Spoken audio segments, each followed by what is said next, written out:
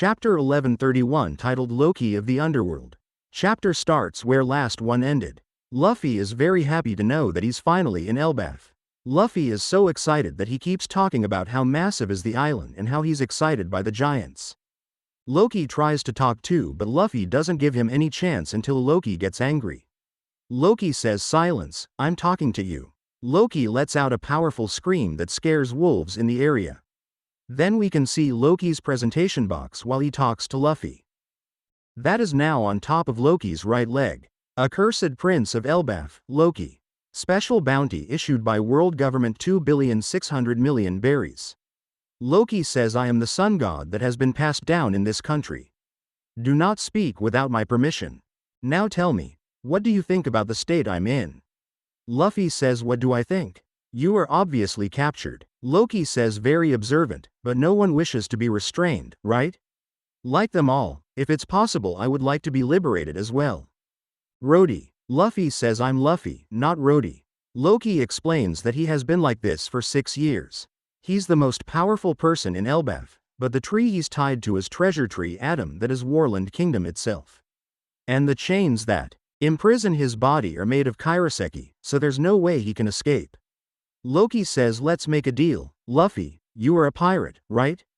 Find a key from the village above and free me, then I will crush one pirate crew you want for you."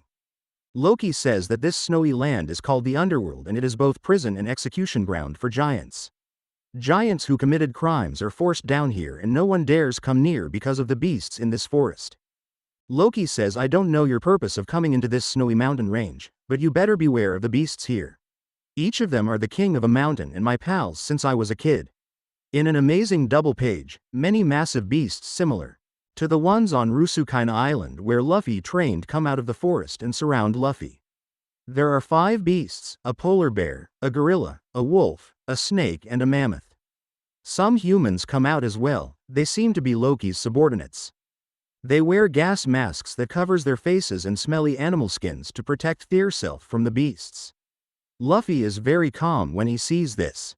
Luffy says, "This feeling takes me back." Loki says, "If you dare disobey me, these guys won't just stand still." Suddenly Luffy subdues all beasts in one panel, shocking Loki and his subordinates. Luffy then jumps on top of Gorilla's hand.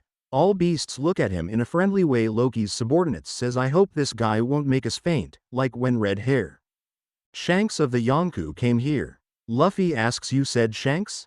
Loki's subordinates says, "We did, but something more important than that is happening right now."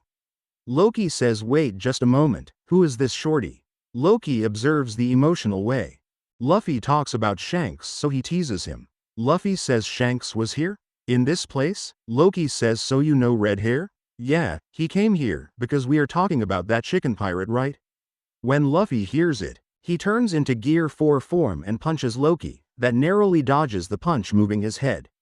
Loki, his subordinates and the massive beasts are in shock. Loki says, "Whoa, you dimwit, wait, I was joking, just joking." Luffy says, "Don't to say that again." Loki thinking to himself, "If I get out of here, I'm gonna kill this guy first." Luffy asks what business does Shanks have here and if he's still in Elbaf. Loki says, "I won't tell you that for free, you know?" Cut to the castle bridge. Nami and others see Road running after them, while Gerd and Goldberg are running after Road too. Zoro wants to cut them down, but Usopp says they may be friends with Dory and Brogy, so they all decide to run to the Elbaf village up above. Nami says it will be over if they caught up to us. Cut back to the underworld, but in a different area from where Luffy and Loki are.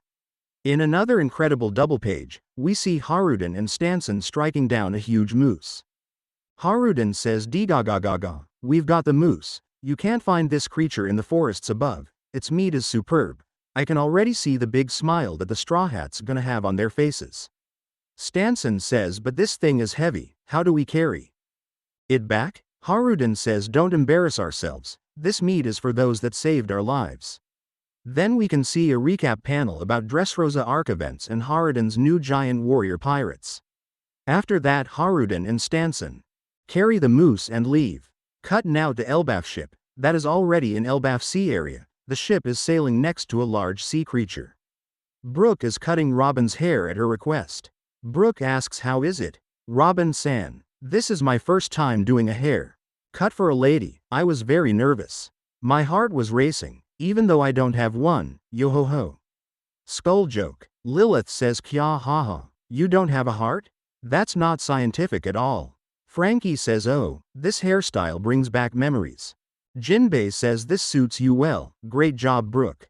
Then we see a close-up of Robin and we discover that Brooke's cut her bangs, so Robin turns back to her pre-time skip hairstyle. Robin says perfect thank you Brooke. Brooke says yo ho ho. Glad to hear that. Brogy says oh I see, that was the hair you had when you were with Saul, right? Dory says I bet he'll be overjoyed too. Frankie says I can't, this reunion is going to make me tear up. Oimo says that's also the hairstyle we knew. Robin. Elbaf ship reaches Elbaf Island in the final page of the chapter. All people in the ship can see now the colossal island. Giants says the fog has cleared, there's our island, let's land. Straw Hat Crew says it's huge. So that's the island of the Giants. Giants says we will do another toast once we land. Cut back to somewhere inside Elbaf in the last panels of the chapter. Someone is shouting very nervously. Mysterious person says help. Saul Sensei has fallen down, he's not moving at all. End of the chapter. No break next week.